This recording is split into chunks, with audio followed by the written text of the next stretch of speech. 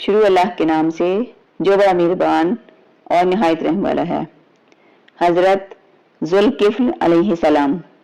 قرآن مجید میں آپ کا تذکرہ۔ اللہ تعالیٰ نے سورہ انبیاء میں حضرت ایوب علیہ السلام کا واقعہ بیان کرنے کے بعد فرمایا، اور اے نبی اسماعیل اور ادریس اور ذوالکفل کو بھی یاد کرو، یہ سب صبر کرنے والے تھے اور ہم نے ان کو اپنی رحمت میں داخل کیا، بلا شبہ وہ سب نیکوکار تھے۔ سورہ انبیاء سورت نمبر 21 آیات 85 تا 86۔ سورہ سعد میں بھی حضرت ایوب علیہ السلام کے واقعہ کے بعد ارشاد ہے، اور ہمارے بندوں ابراہیم اور اسحاق اور یعقوب کو یاد کرو جو قوت اور بصیرت والے تھے، ہم نے ان کو ایک صفت خاص آخرت کے گھر کی یاد سے ممتاز کیا تھا، وہ ہمارے نزدیک منتخب اور نیک لوگوں میں سے تھے۔ اور اسماعیل اور یسع اور ذوالکفل کو یاد کرو، وہ سب نیک لوگوں میں سے تھے۔ سورہ سعد سورت نمبر 38 آیات 45 تا 48۔ قرآن مجید میں انبیاء کرام علیہ السلام کے ساتھ اور تعریفی کلمات کے ساتھ آپ کا ذکر کرنے سے معلوم ہوتا ہے کہ ذوالکفل نبی تھے اور یہی مشہور ہے۔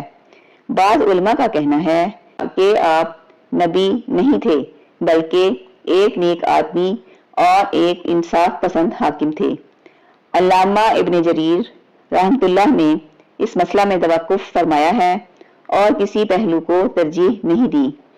حضرت مجاہد رحمۃ اللہ سے روایت ہے، انہوں نے فرمایا، آپ نبی نہیں تھے بلکہ ایک نیک آدمی تھے، آپ نے اپنی قوم کی رہنمائی کی اور ان میں انصاف کرنے کی ذمہ داری اٹھائی تھی، اسی لیے وہ ذوالکفل یعنی ذمہ داری اٹھانے والے کے نام سے مشہور ہوئے۔ حضرت مجاہد رحمۃ اللہ سے روایت ہے، انہوں نے بیان کیا ہے، جب حضرت یسع علیہ السلام بوڑھے ہو گئے تو آپ نے فرمایا، کتنا اچھا ہو کہ میں اپنا ایک نائب مقرر کر دوں جو میری زندگی میں ان پر حکومت کرے، تاکہ میں دیکھ لوں کہ وہ کیسے کام کرتا ہے، اگر مناسب معلوم ہو تو اسے اپنی وفات کے بعد کے لیے اپنا نائب مقرر کر دوں۔ آپ نے لوگوں کو جمع کر کے فرمایا، جو شخص میری طرف سے عائد کردہ 3 ذمہ داریاں قبول کرے گا میں اسے اپنا خلیفہ مقرر کروں گا۔ وہ کام یہ ہیں کہ دن کو روزہ رکھے، رات کو قیام کرے اور غصہ نہ کرے۔ ایک آدمی جو دیکھنے میں بالکل معمولی سا لگتا تھا اٹھا اور بولا، میں ذمہ داریاں قبول کرتا ہوں۔ فرمایا، تو دن میں روزہ رکھا کرے گا، رات کو قیام کیا کرے گا اور غصے میں نہیں آئے گا۔ اس نے کہا، جی ہاں۔ اس دن آپ نے اسے واپس کر دیا اور اپنا خلیفہ نامزد نہیں کیا۔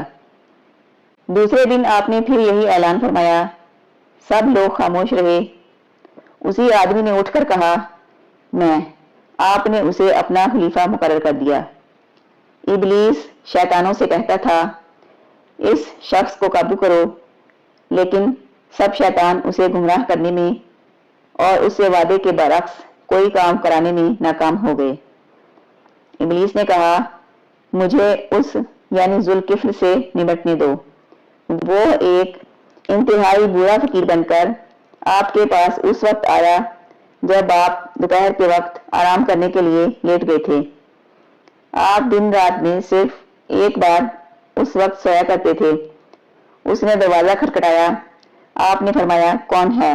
اس نے کہا، ایک مظلوم ضعیف بوڑھا ہوں۔ آپ نے اٹھ کر دروازہ کھول دیا اور وہ اپنی کہانی سنانے لگا۔ اس نے کہا، میرا اپنی قوم کے لوگوں سے جھگڑا چل رہا ہے، انہوں نے مجھ پر ظلم کیا ہے اور یہ کیا۔ وہ بات کو طول دیتا چلا گیا حتیٰ کہ کیلولے کا وقت گزر گیا اور عدالت میں جانے کا وقت ہو گیا۔ آپ نے بوڑھے سے فرمایا، جب میں عدالت میں بیٹھوں گا تو تجھے تیرا حق دلوا دوں گا۔ آپ عدالت میں آ کر اپنے مقام پر بیٹھ گئے۔ آپ نے ادھر ادھر دیکھا مگر بوڑھا کہیں نظر نہ آیا۔ اگلے دن بھی آپ لوگوں کے مقدمات سنتے اور فیصلے کرتے رہے اور اس بوڑھے کا انتظار کرتے رہے، لیکن وہ نظر نہ آیا۔ جب آپ واپس آ کر بستر پر کیلولے کے لیے لیٹے تو وہ آ کر دروازہ کھٹکھٹانے لگا۔ آپ نے فرمایا کون ہے؟ اس نے کہا وہی مظلوم ضعیف بوڑھا ہوں۔ آپ نے دروازہ کھولا اور کہا میں نے تجھے کہا نہیں تھا کہ جب میں عدالت میں بیٹھوں گا تو میرے پاس آنا۔ اس نے کہا وہ بڑے خبیث لوگ ہیں، انہیں جب پتہ چلا کہ آپ عدالت میں تشریف لے گئے ہیں تو مجھے کہنے لگے ہم تجھے تیرا حق دے دیں گے۔ جب آپ نے عدالت برخاست کی وہ مکر گئے۔ آپ نے فرمایا اب چلا جا، جب میں عدالت میں جاؤں گا تب آ جانا۔ اس طرح آپ اس دن بھی کیلولہ نہ کر سکے۔ آپ عدالت میں گئے اور اس کا انتظار کرتے رہے، لیکن وہ نظر نہ آیا۔ آپ کے لیے نیند پر قابو پانا مشکل ہو گیا تو آپ نے گھر والوں سے کہا مجھے سخت نیند آ رہی ہے، تم کسی کو دروازے کے قریب نہ آنے دینا، میں ذرا سو لوں۔ اسی وقت وہ بوڑھا آ گیا۔ دروازے پر موجود آدمی نے کہا پیچھے رہو، پیچھے رہو۔ اس نے کہا میں کل بھی ان کی خدمت میں حاضر ہوا تھا اور اپنا مسئلہ پیش کیا تھا۔ آدمی نے کہا ہرگز نہیں، قسم ہے اللہ کی، آپ کا حکم ہے کہ ہم کسی کو قریب نہ آنے دیں۔ جب اس نے دیکھا کہ اس طرح آپ تک پہنچنا مشکل ہے تو ادھر ادھر دیکھا۔ اسے کمرے میں ایک روشن دان نظر آیا۔ وہ اوپر چڑھ کر اس میں سے کمرے میں داخل ہو گیا اور اندر سے دروازہ کھٹکھٹانے لگا۔ آپ کی آنکھ کھل گئی تو دربان کو آواز دی کہ کیا میں نے تجھے حکم نہیں دیا تھا کہ اسے کچھ عرصہ کے لیے روک لینا؟ اس نے کہا کہ یہ شخص میری طرف سے نہیں آیا، آپ ہی دیکھیں کہ کدھر سے آیا ہے۔ آپ نے اٹھ کر دروازہ دیکھا تو وہ اندر کی طرف سے اسی طرح بند تھا جس طرح آپ نے بند کیا تھا۔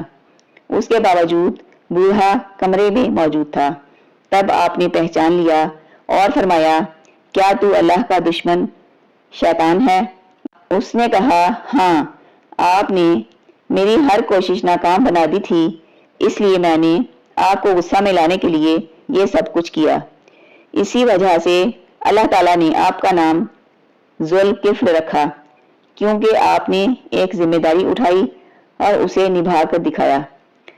حضرت ابو موسیٰ اشعری رضی اللہ عنہ نے منبر پر کھڑے ہو کر یہ ارشاد فرمایا ذوالکفل نبی نہیں تھے لیکن ایک نیک آدمی تھے جو روزانہ 100 نمازیں پڑھا کرتے تھے۔